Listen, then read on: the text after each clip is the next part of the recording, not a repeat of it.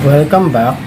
Magandang umaga po sa inyong lahat. Ito po ang inyong lingkod, Johnny ng Johnny TV at ito ang Johnny Depp, usapang utang, usapang ola. So, sa mga newbies po, please subscribe na po sa mga legit at loyal subscribers ko po. Marami pong salamat sa patuloy na pagsuporta at pagtangkilik sa ating channel. Pakihit na po yung thumbs up sign, share at hit nyo na yung notification bell para updated po kayo sa mga videos na ginagawa natin dito. So yun mga ka-Johnny, pag-usapan natin yung mga third party collection. Ano ba yung mga third party collection? Ano bang silbi ng mga yan? Ano ba yung dahilan kung bakit may mga third party collections na naniningil sa atin bukod doon sa mga online lending na nahiraman natin o yung mga lending companies na nahihiraman natin at bakit sila yung naniningil, ano? Ito po siya, third party collection refer to the practice of hiring a third-party agency or company to collect unpaid debts on behalf of a creditor. The creditor o yung original person or company owed the debt hires a collection agency to pursue the debtor and collect the outstanding balance. So yun, nota ko bagay ito kasi hindi ko pong grado ng mata ko ng isa na pang pagbabasa. Reading ano siya. So yun mga ka-Johnny, no? Yun po yung silbi. Inuupahan po sila o something na nakausap nila at nagkakaroon sila ng usapin sila na yung bahala magkolekta doon sa mga naiiwang balanse, kung ano man yung naiiwang utang ng isang creditor. Ako nagkaroon na rin po ako ng experience sa mga third party collections. Yun sa iyon nga po, iba-iba rin po yung mga nag-i-email sa akin na mga third party collections that time. Kasi 2 years po yung loan ko na hindi nabayaran yung balance. Okay naman po yan mga yan. At pwede rin naman siguro nadadaan naman sa pakiusapan. Then pwede ba mag-file ng kaso mga third party collectors? Yes po. Ito po yan, collection agencies take you to court in the Philippines. Legal resources for the credit collection agency. Demand letter, a formal letter can be sent demanding repayment of the outstanding amount court action. If negotiation fail, the agency may file a civil case to compel you to pay. Ayun, pwede po. Basta mayroon po silang mga demand letter at mga kailangan na ipakita na kung saan ay pwede na isampa dun sa small claims court para masingil po yung mga taong mga may balancing na iwan dun sa mga pagkakautang. Pwede po yun. Pero depende pa rin po yan. Tandaan nyo, kaya lang naman nagfe-fail yung mga yan kasi hindi nga nagkakaintindihan kung magkano yung babayaran o yung pwede bang isettle yung mga principal amount o kung magkano yung interest na pwede mapag-usapan para lang mabayaran yung utang. If you ask a debt collector to stop all contact regardless of the communications channel, the collector must stop. Keep in mind though that you could still owe the debt. If you don't want a debt collector to contact you again, write a letter to the debt collector saying so. Yun ang sinasabi naman po nito, itong nasa Google natin na sinesearch natin kung pwede bang hindi na tayo kontakin ng mga debt collector o yung mga ganyan. Pwede naman po.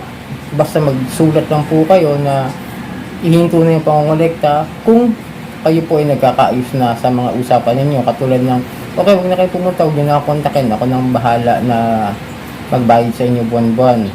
Kung sakasakali.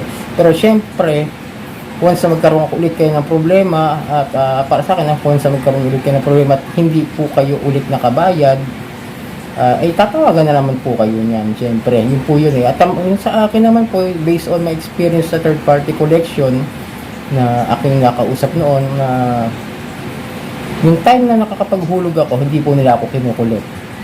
Nag-usap po kami na i-partial ko na lang kahit paano. Then, dumating yung time na wala ako na ihulog nung next month, tumawag po. At tinatanong kung kaya, kung bakit ako nag-delay na naman. Ayun, sinabi ko po na medyo kinapos po talaga. And then after that, kinulit na naman po ako. Parang nakiki-remind lang, hindi pa po yung talagang asin yung harassment. Reminder lang po sila sinasabi. Gawan nyo na lang po ng paraan kung kaya. Ganoon lang po sinasabi nila sa akin, yung mga collector agent, mga collector debt collector ng mga third party collections. Actually napakarami po nito, hindi lang din po ako sure kung Bakit nga wala dyan yung Panama, yung Garnet, yung mga mostly na ginagamit ng mga online lending apps, ng mga OLA, ng mga third party collections, no? Hindi ako, wala akong ideya kung bakit di sila kasama dito sa list of accredited collection agencies as of April 2023. Last year pa po kasi ito. Okay? Sana po naintindihan po. Ngayon wala akong sinasabing illegal yung mga yun, ha? Hindi lang po siguro na isama kasi last year pa po. I'm not sure of that. Ito po, ang dami po nila, ipakita ko na sa inyo yung link of description, pero sabihin ko na lang yung mga familiar sa akin na mga collection agency na nakita ko na minsan na ginamit na mga OLA. Itong pangalawa, yung JK Collections and Recovery. Nakita ko po yan na minsan nagpunta, nag-house visit po. Nagpadala po ng demand letter doon sa isang OLA loaner. Opo, nakita ko po yan. Legit, nakita ko. At screenshot ko na sa cellphone ko po yata. Yun, yung picture na yun. Ito po yung mga list. Yan, basahin nyo na lang po. At medyo marami po kasi yan. Yung iba medyo paulit-ulit sa ibang mga sa ibang mga listahan. And DNA Medical Services, Remedial Services, ayan. Mautigo, Collection, Jabis Management. Ang dami po kasi. Kung babasahin po natin, baka buutin tayo talaga ng mga isang oras. At baka hindi nyo rin po maanuhan. Pero lagay ko po yung description para makita nyo po. Medyo yun na lang po sana yung konting unawa po. At para makita nyo na kayo mismo yung makabasa. Kung ano ba yung mga third party collections na naka-accredited. Okay, ito nyo. Golden Ace Credit Solutions Company, Cases Collection, Anchor Collection, AARM, Archers Recovery Management, Constantino and Associates Law Office. Familiar po ba kayo doon sa Constantino? Medyo naririnig ko rin po yan. 24 Accounts Consultant, Abelardo Luzano Law Office. Itong Admirex, ito po yung isa sa mga nag-i-email sa akin. Legit po yan. Galing sa iyon na, na kinuha nila. Meron ako mga email nila sa akin, Admirex. Sendana Neri Credit and Collection Services, Omalex, Dabu, Distinct Remedial, NZ Corporation, Past Due Collection, First Maharlika, GCCS and Associates. Parang familiar din po sa akin yung GCCS.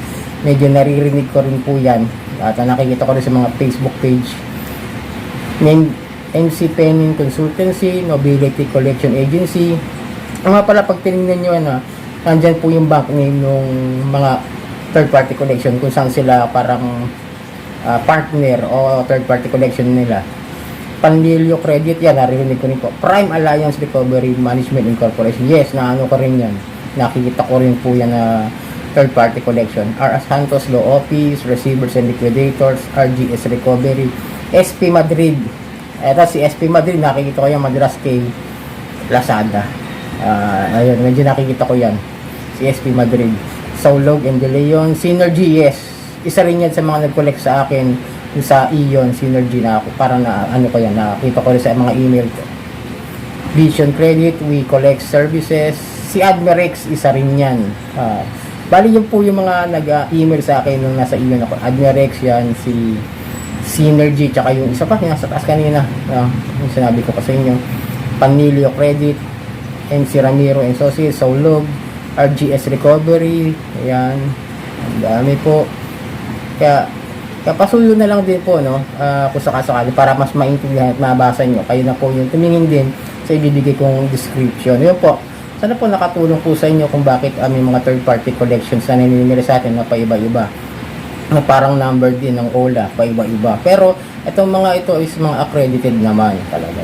May mga mga legit naman yung mga bank na mahawak sa kanila rin.